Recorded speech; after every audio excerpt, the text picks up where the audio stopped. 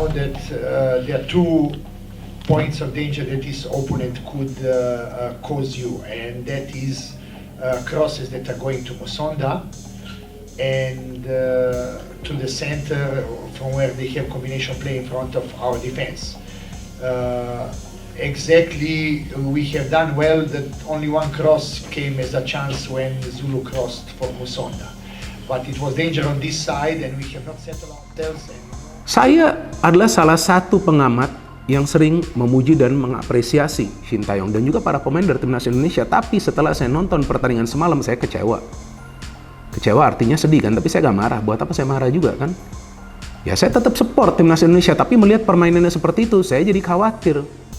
Di pertandingan uji coba saja mainnya tegang, banyak kesalahan, dan lawannya bukan Irak atau Jepang atau juga Vietnam. Apalagi nanti ketika di pertandingan resmi, ketika bermain di stadion yang penuh oleh para supporter, ya tentu akan ada juga supporter dari timnas Indonesia, tapi kan nanti akan beda nuansanya. Jadi ada faktor mental juga dari para pemain yang tampaknya tidak siap. Padahal ini pertandingan uji coba loh. Artinya nggak masalah juga bermain lepas, walaupun tetap bermain serius kan. Harus main serius dong, kan membela negara. Jadi mau melakukan 15 kali pergantian pemain pun, jika konsep permainan itu jelas, pemain manapun yang bermain itu akan bisa bermain secara rapi. Karena mereka sudah paham dapat bola opernya kemana. Pemain yang tidak menguasai bola sudah tahu perlu bergerak ke arah mana. Indonesia tidak bisa menciptakan banyak peluang, bahkan kalau kita hitung dari jumlah peluang, Indonesia jauh kalah dari Libya. Jadi saya pikir bagus juga form dari Syahrul tuh lagi on fire semalam, walaupun dia kebobolan sampai 4 gol. Kalau bukan karena Syahrul, mungkin sudah 8-0 Libya ini menang banyak sekali peluang dari para pemain Libya. Kado tahun baru yang pahit lah ya. Kado tahun baru yang pahit. Timnas langsung dibantai 0-4 oleh Libya. Ini kan uji coba. Catatan saya gini, saya lihat Shin Tae-yong banyak ngelesnya ya. Dia bilang hasil nggak penting, ini untuk kondisi cek pemain. Betul, uji coba bukan semata-mata soal hasil. Tapi kalau soal dia alasannya sekedar cek kondisi pemain, di internal game aja. Kalau kita berargumen. Jadi saya merasa bahwa dia kasih alasan seolah-olah kita ini orang bola di Indonesia ini bodoh gitu loh. Jadi dia bilang cek kondisi pemain. Nah kalau cek kondisi pemain internal game aja. Ya kan sudah sejak dari tanggal 20 Desember di Turki. Nah jadi jangan lupa bahwa dalam persiapan Piala Asia TC Turki dari 20 Desember itu ada 3 agenda uji coba. Libya 2 kali, tanggal 2, tanggal 5, dan 9 lawan Iran. Itu pasti sebuah setup untuk melihat bagaimana perkembangan dan sebagainya. Gitu loh. Gak mungkin kalau sekedar cek kondisi pemain, waktu lawan Libya kalah 0-4 itu, dia pasang 2 skema yang berbeda. Dan saya ingin berbicara tentang Justin Hapner. Ini pemain muda, kelahiran 14 September 2003 ini, yang masih 20 tahun, itu melakukan 2 blunder dari 4 gol Libya, sehingga banyak mendapat sorotan. Saya rasa ini pemain yang bagus, ya. Tetapi dia memang baru beradaptasi dengan sistem apa yang diinginkan oleh Shin Tae-yong. Dan dia masuk di babak kedua setelah di babak pertama kita ketinggalan dengan 1-0 lewat gol Ahmed Ekrawa. Dan ada 3 gol yang lahir di babak kedua. Nah, Justin bermain berpasangan dengan Jordi di babak kedua. Di bek tengah, karena di babak pertama itu yang main adalah Rizky Ridho dan Wahyu Prasetyo. Nah, pergantian ini dia dimainkan.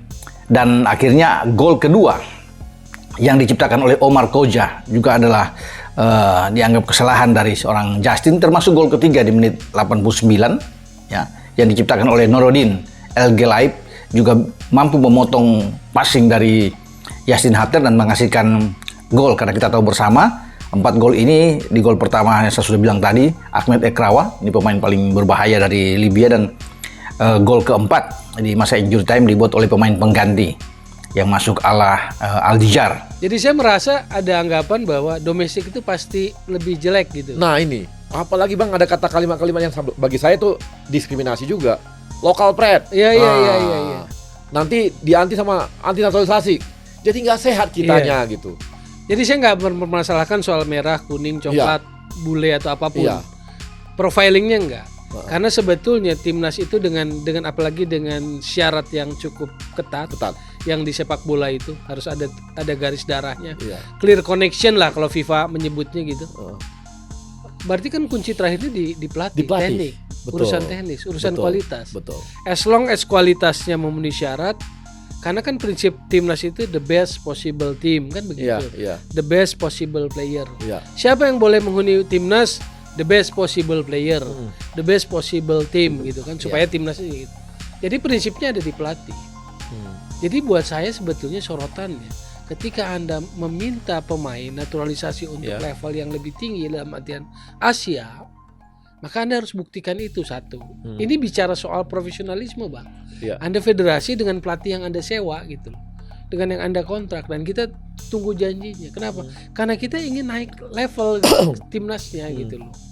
Nah, cuma belakangan kok bergesernya kepada perdebatan polemik yang itu. Nah itu dia. Jadi nggak sehat. Iya. Akhirnya terjebak di dalam. Yes. Akhirnya melihat bahwa ini asing apa. Padahal kan sebenarnya bukan di situ. Iya. Malah Bang sekarang ya, dengan situasi yang sekarang ini berat loh bagi pelatih. Kenapa? Kalau sampai ada pemain naturalisasi yang kita ambil ternyata tidak Kualitasnya nggak dipakai, ya berarti dia fail. Karena kita ini sampai sekarang, namanya kami PSSI Bank Federasi, Ya. tidak pernah mencari pemain yang mau naturalisasi tanpa ada rekomendasi pelatih. Pelatih Libya, Milutin Sredojevic ajari pelatih timnas Indonesia yaitu Sintayong soal trik kemenangan. Hal itu imbas kekalahan timnas Indonesia dalam laga uji coba jelang Piala Asia 2023. Dalam laga tersebut, timnas Indonesia harus mengakui keunggulan Libya selama 2 kali. Pada laga pertama timnas Indonesia tumbang dengan skor 4 gol. Pada laga kedua, timnas Indonesia kalah dengan skor 1-2. Setelah laga tersebut, Milutin Sredojevic memberikan komentar tentang taktik yang digunakan oleh timnas Indonesia. Menurutnya timnas Indonesia yang memiliki pemain berkarir di Eropa dapat menjadi formula yang bagus bagi skuad Indonesia. Beberapa pemain Indonesia bermain di Eropa, mereka benar-benar menunjukkan tentang ketahanan mereka terhadap tekanan, kata pelatih Libya, dikutip Minggu, tanggal 7 Januari tahun 2023. Mereka bermain dengan baik, mereka memberikan yang terbaik dan saya percaya dengan keseimbangan yang sempurna antara pemain yang bermain di Eropa dan yang bermain di Indonesia ini adalah formula terbaik untuk timnas Indonesia, sambungnya. Meskipun demikian, ia mengatakan adanya kekurangan yang harus diperbaiki oleh timnas Indonesia. Timnas Indonesia punya masalah di lini pertahanan dan timnas Indonesia juga bermasalah di aspek finishing. Dari titik finishing dan posisi Anda yang menyerang dari samping, sangat tidak sesuai, ungkapnya. Ia mengajari Sintayong tentang memperbaiki kekurangan yang dimiliki oleh timnas Indonesia. Sredojevic juga menyinggung tentang permainan Indonesia saat melawan Irak di Piala Asia. Jadi Anda bisa membuat peluang lebih baik dari titik itu. Dan satu hal yang krusial adalah bahwa pelatih memiliki waktu sebelum pertandingan pertama melawan Irak di Piala Asia untuk tetap fokus di belakang dan meningkatkan aspek pertahanan, tutupnya. Berita selanjutnya, Ketua Umum PSSI, Erick Thohir buka suara soal hasil buruk timnas Indonesia di 2 laga uji coba jelang Piala Asia 2023 menghadapi Libya. Timnas Indonesia dikalahkan Libya dengan skor telak 0-4 pada pertandingan pertama yang berlangsung di Mardan Sports Complex, Selasa, tanggal 2 Januari tahun 2024. Sementara pada pertandingan kedua menghadapi Libya, timnas Indonesia lagi-lagi dikalahkan dengan skor 2-1. Kondisi ini tentu harus menjadi alarm peringatan bagi pelatih timnas Indonesia, Sintayong, karena lawan yang akan dihadapi di Piala Asia akan jauh lebih kuat. Sain Patinama dan kawan-kawan berada di grup D Piala Asia 2023 bersama Irak, Vietnam, dan Jepang. Erick Thohir mengatakan bahwa hasil pertandingan uji coba timnas Indonesia memang tidak terlalu baik. 2 pertandingan uji coba sudah dihadapi timnas Indonesia. Meski bukan hasil yang kita inginkan, ada peningkatan dari pertandingan sebelumnya, tulis Erick dikutip dari laman Instagram pribadinya, Minggu, tanggal 7 Januari tahun 2024. Saat ini, skuad Garuda sudah berangkat ke Qatar untuk melakukan persiapan terakhir sebelum Piala Asia. Timnas Indonesia dijadwalkan akan menggelar 1 laga uji coba lagi menghadapi Iran pada tanggal 9 Januari mendatang.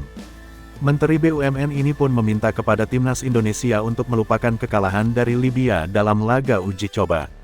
Sekarang saatnya uji nyali dan mental melawan salah satu kekuatan sepak bola terbesar di Asia, Iran.